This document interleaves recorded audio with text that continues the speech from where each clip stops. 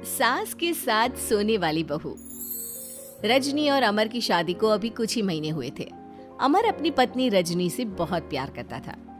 शुरू के कुछ दिन तो सब कुछ ठीक ठाक चलता रहा, लेकिन फिर छोटी छोटी बातों पर अमर और रजनी का झगड़ा होने लगा।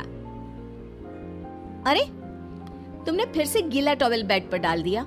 कितनी बार तुमसे कहा है कि सारा बेड गीला हो जाता है। अरे गुस्सा क्यों कर रही हो? गलती हो गई मुझसे, अगली बार ध्यान रखूंगा। बस हर बार पर बस यही कह के चल देते हो।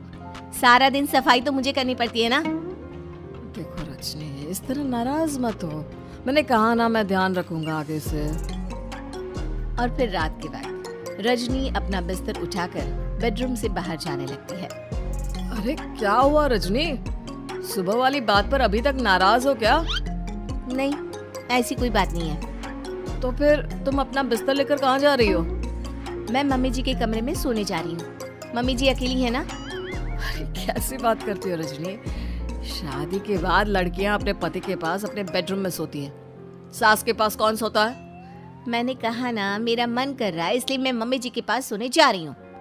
अरे रजनी, मेरी बात तो सुनो यार। मेरा भी तो मन करता है ना तुमसे प्यार करने का, तुम्हारे साथ रहने का। ऑफिस से थका हारा आया हूँ और तुम मम्मी जी के पास सोने जा रही हो। देखो, मुझे आज अपनी सास के पास सोने का मन है और मैं जा रही हूँ।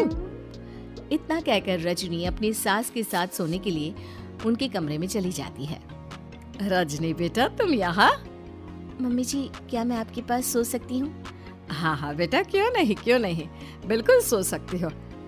लेकिन सब ठीक तो है ना? अमर के साथ झगड़ा हुआ है क्या?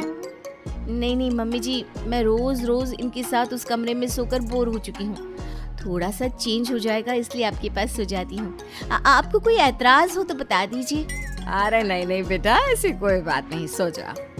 और फिर अगले दिन। अमर बेटा, तुम्हारा रजनी के साथ कोई झगड़ा हुआ है क्या? नहीं तो मम्मी, ऐसे तो कोई बात नहीं है। क्यों, क्या हुआ? अरे वो कल रात मेरे कमरे में सोने आ गई थी, तो मुझे लगा सब ठीक तो है ना बेटा?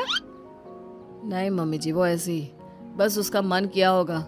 कह रही थी कि मम्मी अकेली है, इसलिए आपकी चिंता हो रही थी। पर अगली रात को फिर से रजनी अपना बिस्तर उठाकर सास के कमरे में पहुंच जाती है। रजनी बेटा, आज फिर से मेरे पास सोने आ गई। मम्मी जी, आपको मेरा अपने पास आना अच्छा नहीं लगता?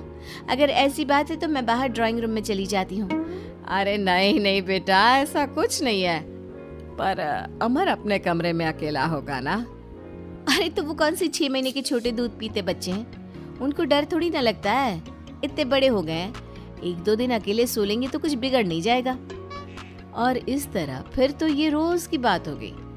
रजनी रोज अपना बिस्तर उठाती, अपनी सास के पास आकर सो जाती। सास उससे कुछ इसलिए नहीं कहती है क्योंकि उसे लगता है कि बहू बुरा मान जाएगी। एक दिन सुबह सुबह, मॉम मेरे लिए चाय बना दो, ऑफिस जाने का टाइम हो रहा है।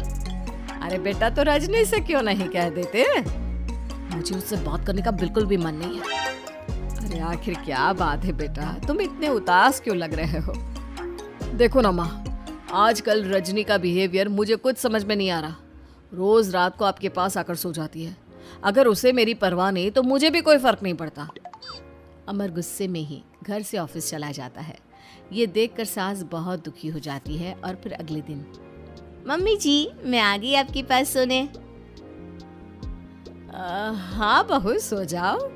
पर वो क्या है ना, आज मेरा पुरानी फिल्में देखने का बड़ा मन कर रहा था।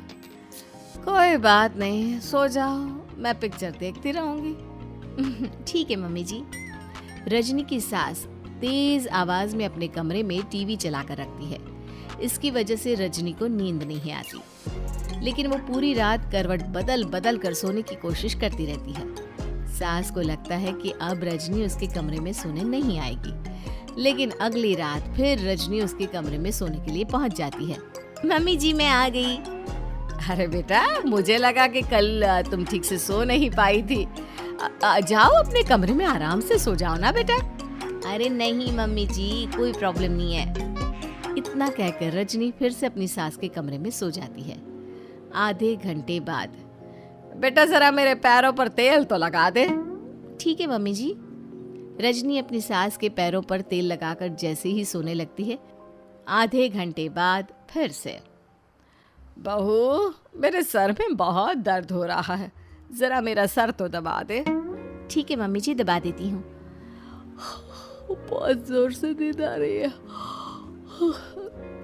अपनी सास का सर दबाकर रजनी फिर से सोने की कोशिश करती है, पर आधे घंटे बाद फिर से, अरे बहू बड़ी जोर से प्यास लगी है बेटा, जरा किचन से पानी तो लेकर आ। अरे मम्मी जी, जैसे ही नींद आने लगती है कुछ मांग लेती है।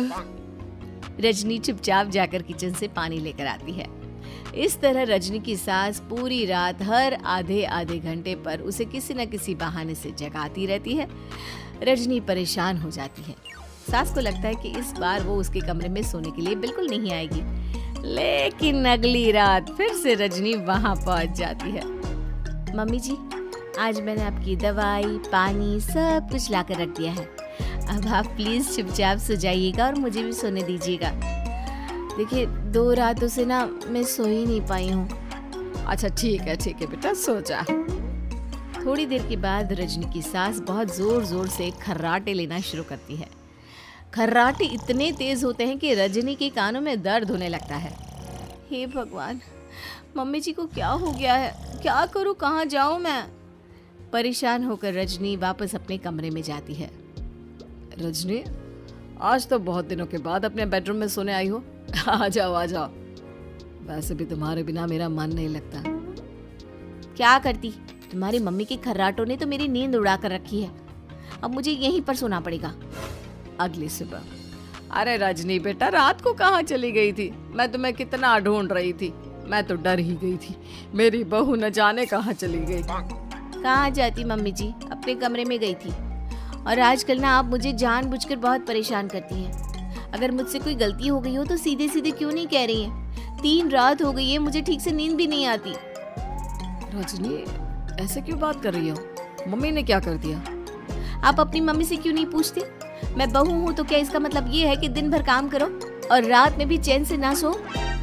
रजनी बेटा, बड़ी नादान हो। इसीलिए तो जानबूझकर मैं ये सब कर रही थी, ताकि तुम अपने पति के पास जाकर अपने बेडरूम में सो जाओ।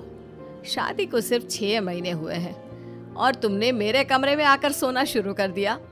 यह तुम्हारी शादीशुदा जिंदगी के लिए अच्छी बात थोड़ी ना है बेटा। मम्मी, तो क्या आपने जानबूझकर ये सब किया था रजनी को समझाने के लिए? अरे तो और क्या करती?